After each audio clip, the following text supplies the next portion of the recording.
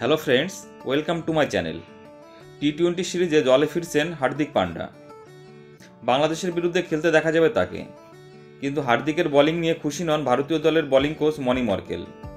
অনুশীলনে হার্দিককে বাড়তি সময় দিলেন তিনি। টি-20 বিশ্বকাপের পর ভারতীয় দলে কোচ বদল হয়েছে। ম্যাচ শেষ হয়ে গিয়েছিল রাহুল দ্রাবিড়ের। তিনি আর কোচের দায়িত্ব পালন করতে রাজি হননি। দ্রাবিড়ের জায়গায় কোচ করা হয়েছে গৌতম গম্ভীরকে। সেই সঙ্গে মর্কেলকে বোলিং কোচ করা হয়েছে। তার সামনে বোলিং শুরু করেছিলেন হার্দিক, কিন্তু ভারতীয় অলরাউন্ডারের বোলিং দেখে খুশি নন মর্কেল। হার্দিকের উইকেটের কাছে বল করছিলেন, যা পছন্দ হয়নি মর্কেলের। সেই সঙ্গে হার্দিকের রান আপ নিয়েও কাজ শুরু করে দিয়েছেন তিনি। মর্কেল খুব বেশি কথা বলে না বলেই শোনা যায়, কিন্তু গোয়ালিয়রে ভারতীয় দলের অনুশীলনে দেখা গেল অন্য ছবি। হার্দিকের সঙ্গে কথা বলেই চললেন মর্কেল। যতবার হার্দিক বল করার জন্য যাচ্ছিলেন ততবারই তাকে কিছু না কিছু বোঝানোর চেষ্টা করছিল বোলিং কোচ। বল করার সময় দৌড় থেকে বল ছোড়া সবকিছুই দেখিয়ে দিচ্ছিল মর্কেল। তবে শুধু হার্দিক নন, মর্কেল ব্যস্ত থাকতে দেখা গেল হর্ষদীপ সিং, হর্ষিত রানা এবং মায়াঙ্ক যাদবকে নিয়েও।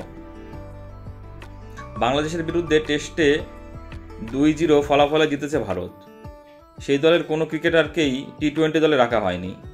সূর্যকুমার যাদবের নেতৃত্বে তরুণ একটি দল বাংলাদেশের বিরুদ্ধে খেলবে। সেই দলে রয়েছে অভিজ্ঞ হার্দিকও। এখন বন্ধুরা দেখে নেওয়া যাক বাংলাদেশের বিরুদ্ধে ভারতের টি-20 দলে কারা কারা রয়েছে।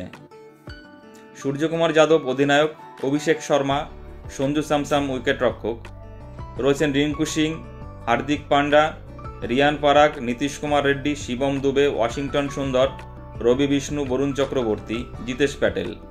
বোলিংয়ে রয়েছে হর্ষদীপ সিং, হর্ষিত রানা এবং মায়াঙ্ক যাদব। বন্ধুরা, তোমাদের কি মনে হয় তরুণ এই ভারতীয় টি-20 টিম কি পারবে বাংলাদেশকে টেস্টের মতো 2-0 ফলাফল যেরকম হয়েছিল সেরকম হোয়াইটওয়াশ করতে? দেখা যাক ভারতীয় তরুণ ব্রিগেডের কেমন খেলছে। ভিডিওটি ভালো লাগলে বন্ধুরা লাইক, কমেন্টস এবং শেয়ার করে দিও এবং চ্যানেলটি সাবস্ক্রাইব করে দিও। সকলে ভালো থেকো, ধন্যবাদ।